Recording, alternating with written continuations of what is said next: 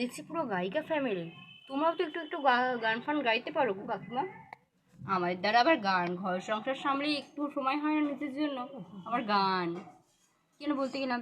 বাবু বলছি তুমি গাড়িতে গণেশ ঠাকুরকে তোলো, চলো পুরোনো বাড়িতে আবার ফিরতে হবে, ওখানে গিয়ে আবার পুজো আছে। হ্যাঁ হ্যাঁ, আরতিটা হয়ে যাক তারপর যাবো আমরা। হ্যাঁ হ্যাঁ, ওই তো আরতির জন্য জিনিস আনতে গেছে।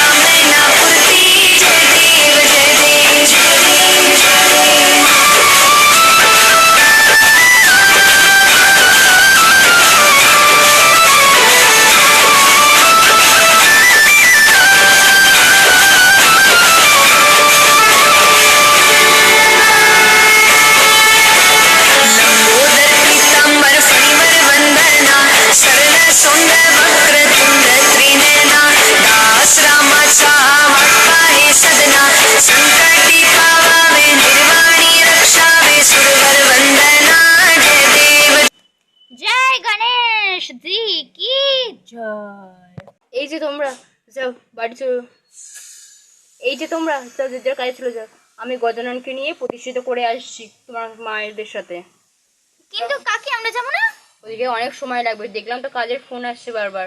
যাও চলে যাও, ওদিকে ঠাকুরমশাই আসতে এখন অনেকটা দেরি হবে, ফল টল কাটবো, ওখানে গিয়ে যাও তোমরা। হ্যাঁ মা দেখুন আমাকেও ফোন করছে, আমাকে যেতেই হবে, আমি যাই তাহলে। হ্যাঁ মা। হ্যাঁ হ্যাঁ, আবার যতদূর শুনলাম দোয়েলের ওই ফ্যাশন ডিজাইনের কাজেও তো আজকে রাখিকে যেতেই হবে।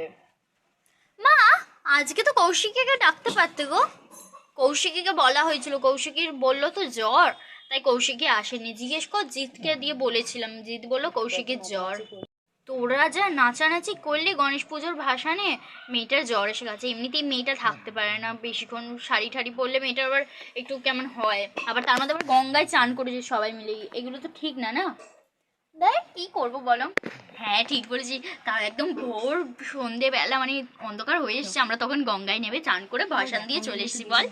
হ্যাঁ হ্যাঁ, এখন প্রতিষ্ঠিত করতে গেলেও কত ভালো হতো, গঙ্গার সামনে থেকেই যেতাম, বেশ আমরা পা ঝোলাতাম, মারা গিয়ে প্রতিষ্ঠিত করতো। না না থাক, তোরা নিজেদের কাজে বেরো, আমাকেও নিজেদের কাজে বেরোতে দে বাবা। জয় গজাননের জয়, জয় গজাননের জয়। গজানন তোমাকে তোমার জায়গায় প্রতিষ্ঠিত করে দিয়ে গেলাম, চল এবার। ও বাপরে বাপ, বৃষ্টি চলে, ভাগ্যিস নিয়ে এগুলোকে নিয়ে আসেনি বলো দিদি ভাই। হ্যাঁ তাড়াতাড়ি চল।